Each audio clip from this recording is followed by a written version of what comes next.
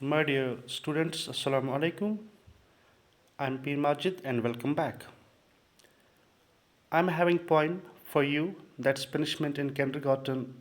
Don't forget that I have given you an outline of the poem very earlier, and today let me take the poem in between the lines and let's see.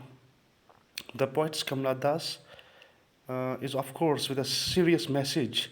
What kind of message that is? you are you can judge it by your own, and after completion of this poem, I will put you on a task to extract visual imagery, taste imagery, as well as sound imagery out of the poem.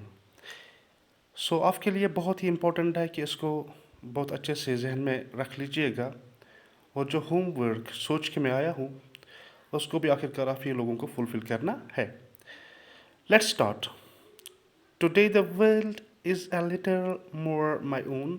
No need to remember the pain a blue frocked woman caused throwing words at me like pots and pans to drain the honey colored day of peace. Why don't you join the others? What a peculiar child you are. पहला stanza. यूसुस अजिक दौर छ, ये जो आज का मेरा दौर चल रहा है, मैं इसमें खुद मालिक हूँ. मेरा इस दौर पे मेरा इस दौर पे डोमिनेंस है. ये दौर मेरा अपना दौर है. No need to remember the pain. यहाँ से आगे मुझे कोई ज़रूरत नहीं है वो दर्द, उस दर्द को संभालना जो मैंने कभी एक्सपीरियंस किया था. कब? जब मैं किंडरगार्टन यानी केजी क्लासेस या प्री नर्सरी क्लासेस में पढ़ा करती थी. ए ब्लू फ्रॉकेड वुमन कॉज्ड, जो दर्द मुझे दिया था किसने? अपने एक टीचर ने.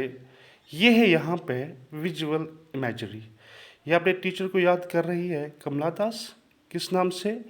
ए ब्लू फ्रॉकेड वुमन कॉज्ड. जो उस ब्लू फ्रॉकेड वुमन जो मेरी टीचर ने मुझे दिया था. Throwing words at me like pots and पैंस.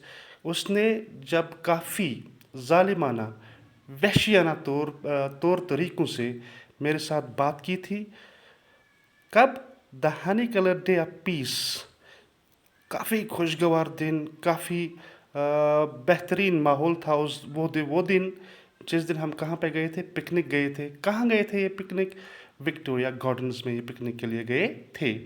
तो the honey colour day of peace, वो खुशगवार दिन, वो चहल पहल से भरा हुआ दिन, काफ़ी खुशगवार मौसम था, काफ़ी अच्छा दिन था, यादगार दिन था और डिलाइटफुल डे था वो. उसी दिन ये वाक़ा भी होता है. लेकिन तब ये पोइट्स जो थी, कमला दास जो थी, ये चाइल्डहुड में थी. आज ये पोएम जब आ रही है ना, तो ये इसके एडल्टहुड में आ रही है. Why don't you join the others.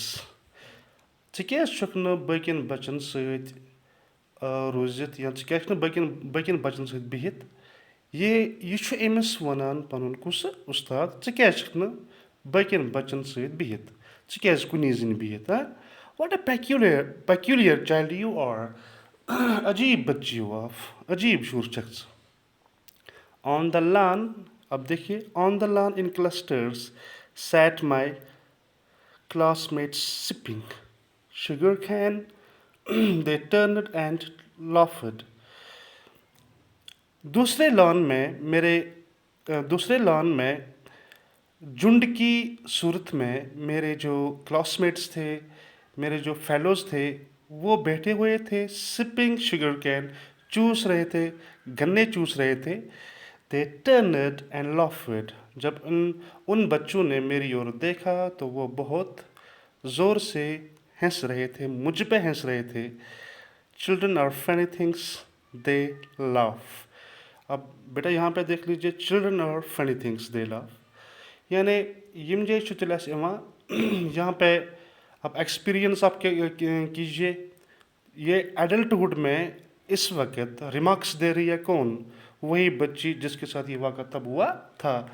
बच्चे बड़े शरीर शरीर होते हैं, उनको हंसने का बहाना चाहिए। In mirth at others tears I buried. और बच्चे अक्सर पसंद करते हैं, किसी कोई दुख झेल रहा हो, किसी पे कुछ बीत रही हो, तो बच्चों को एक बहाना चाहिए किसका?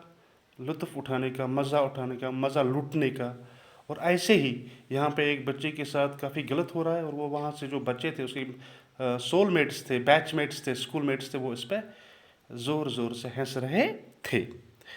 माई face in the sun warmed hedge and smelt the flowers and the pan। और मैंने क्या किया? मैंने अपने चेहरे को छुपाया किसके पीछे? फूलों के कियारियों के पीछे एक हेज हुआ करता था। मैं उसी के पीछे छुप गई, उसी के पीछे छुप गई, और मैं सूंघ रही थी। दो चीज़ों को मैं वहाँ पे जज कर रही थी। एक, वो जो खुशबू आ रही थी किन से? फूलों से जो खुशबू आ रही थी, एक तो वो मैं सूंघ रही थी। और दूसरा, दैट्स एब्स्ट्रैक्ट, वो पेन, वो दर्द जो उसको दिया था किसने? उसी के टीचर ने जो दिया था। तो मुझे उसका भी एहसास धीरे धीरे अंदर ही अंदर खाए जा रहा था। सो यहाँ पे इसने एक अपने एक्सपीरियंस को ज़ाहिर किया कि मैं उस हेज के पीछे, उस फूलों के कियारों के उस बेड के पीछे मैं बैठी थी, और मैंने अपने चेहरे को छुपाया, दबाया, कहाँ पे? उन्हीं फूलों के पीछे। और वहाँ से मुझे दो चीज़ों का वो ना लुत्फ़ उठाने का मज़ा, वो ना मतलब ये दो चीज़ों को मैंने एक साथ पाया। फूलों की खुशबू भी आ रही थी, महक भी आ रही थी, और अंदर ही अंदर वो जो गम, वो जो दुख, वो जो दर्द मुझे मिला था अपने टीचर से, उसको भी मैं महसूस कर रही थी। अब यहाँ पे जाइए। The words are muffled now, the laughing faces only a blur, the years have sped along, stopping briefly at beloved halts and moving sadly on. My mind has found an adult peace. No need to remember that picnic day when I lay hidden by a hedge watching the still white sun standing lonely in the sky. अब चूंकि आज मैं फिर से उसी Victoria garden में आई हूँ, और वीकीनेस सेशन में तुम वर्ड्स याद की। अब मैं उनको याद भी अच्छे से, मुझे ये वो वर्ड्स भी याद नहीं है।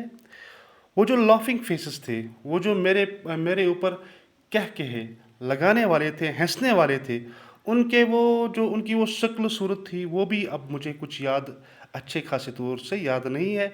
डिमनिश हो चुका है, उनके वो चेहरे भी धुंधलाहट के शिकार हो चुके हैं अब मेरे जहन में।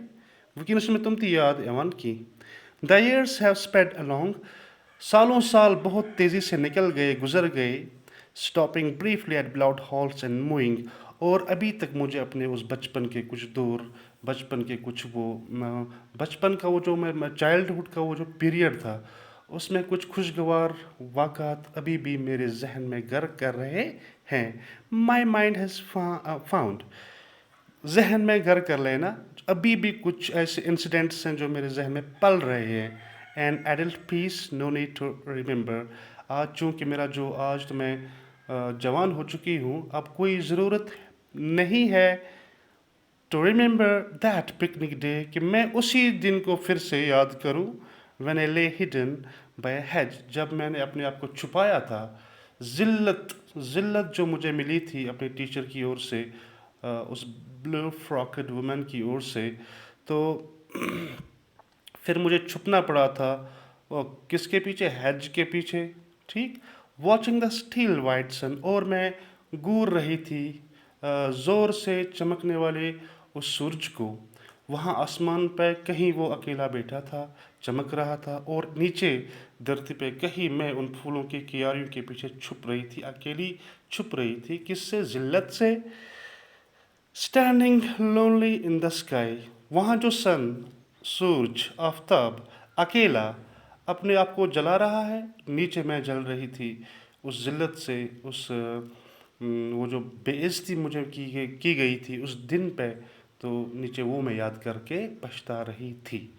बेटा ये था आज का हमारा, मतलब ये ना इसका थीम था, ये इसका सेंट्रल आइडिया भी कहिए।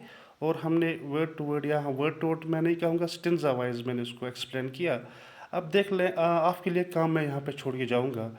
आप विजुअल इमेजरी, साउंड इमेजरी, इन सब चीज़ों को यहाँ पे जज कर लेना। जैसे मैंने कहा कि इसमें विजुअल इमेजरी भी आई है, इसमें साउंड इमेजरी भी आई है। चलिए मैं कहीं पे आपकी हेल्प करता हूँ। देखिए विजुअल इमेजरी क्या होता है, ए ब्लू फ्रॉकेड वुमन, ओके। अब यहाँ पे उसके वर्ड्स जो आए, लाइक पॉट्स एंड पैन्स, ये कह सके साउंड इमेजरी। कुछ ऐसे ही आप लोग पूरे, जैसे यहाँ पे मैंने बोला ये blue frocked woman, it's just visual imagery of the poets. Pots and pans, ये क्या है इसकी, यहाँ पे बेटा ये आता है इसका साउंड इमेजरी। ऐसे ही आप ढूंढ लीजिए पूरे के पूरे इस पोएम में कहाँ कहाँ पे आपको visual imagery, sound imagery, taste imagery, ये कहाँ कहाँ आप पे आपको कहाँ कहाँ पे मिलता है, और फिर उसको अंडरलाइन करके रख लीजिएगा। और कल एग्जामिनेशन में यही सब कुछ आपके सामने भी होगा। Thank you, thank you, wish you all the best again.